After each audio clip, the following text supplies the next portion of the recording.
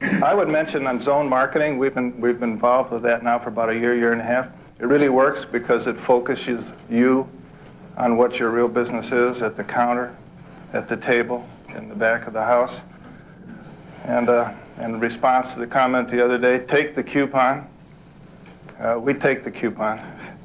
In fact, if people bring in more coupons than we can take, why we put a box out on some of the counters, and people come in and they have a coupon exchange. So you come in and get the coupon you want, take it out, and go cash it in somewhere else. It works great. Well, everything's an opportunity in this business. It just depends on what you make of it. There are really no new customers, I think, as most of us were. What we're in is a battle for market share. And my parents tried to teach me about sharing when I was a real small boy, which my kids really deny ever happened. But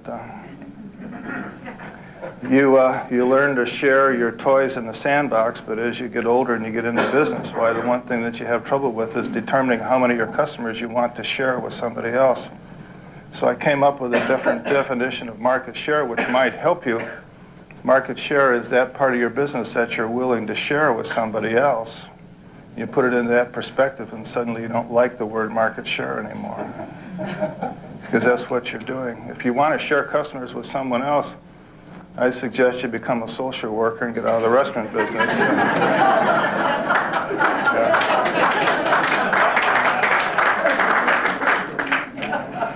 One of the other comments that we had here, we were talking about, we've really tried to get more involved in measuring what we do.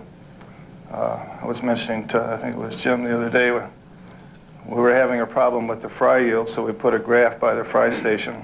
All of a sudden, we were getting our fry yields. Our raw food waste got too high, so we put a graph back where we inventory our product. Suddenly, our raw food waste came under control. So the little phrase that we've begun to use is if you can measure it, you can manage it. And anything that you try to measure, you can manage. And it's unbelievable what that's done for us. And you know, we don't even talk about it. In the drive-thru, we put a little sign up how many cars we moved and who worked on moving the cars that day. The next day, the people come in and they got to see what the number is to beat.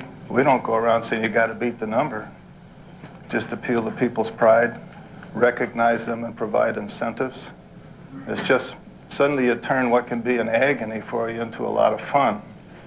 If raw food waste is a problem for you, and it eats almost all of us up in one fashion or another, if you begin to track it, suddenly it's not a problem because you've put a focus on it.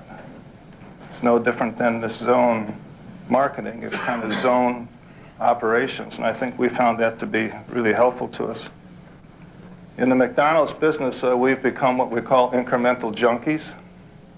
If you don't have a percentage increase this day, that week, that month, that year, why then suddenly your marketing programs are not very good. And we've tried to figure out in dealing with the businesses what's the most important thing. Because in one of the discussions I heard here, people were concerned about, well, we can't do that promotion. I don't know if I take the coupon because it raised my food cost. I went to my banker here, it's been some time ago, and asked him what he would rather have, was a 26% food cost or a 60-some% gross profit, or would he like to see how much money I had to deposit? He said, you keep the percentages and I'll take the cash. So maybe that's a roundabout way of saying that whatever your percentages aren't nearly as important as what your cash flow is and what you can generate in your business. And you pass by a lot of good business opportunities because you're worried about what your percentage is going to be. And I'll take a smaller percent of one heck of a lot larger top line any day.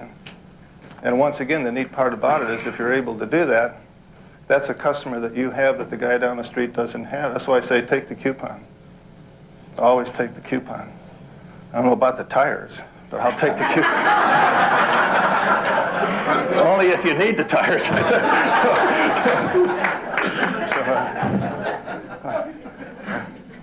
We have a tight program, and I'm not supposed to talk at all, so I better stop it. Listen to the customer, because they really tell you what to do. And when they're not talking, listen even more, because they are really telling you what to do then.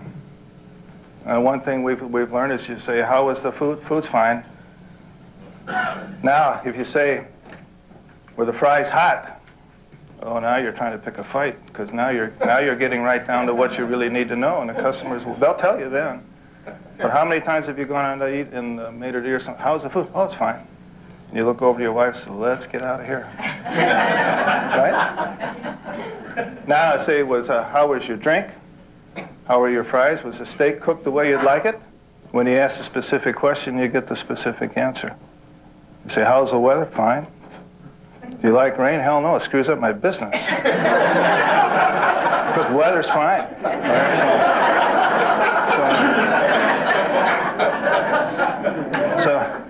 So it's true, all marketing is local. But if we don't execute, then we get executed. So hope you enjoy the rest of the conference. I've enjoyed my relationship with Tom a great deal.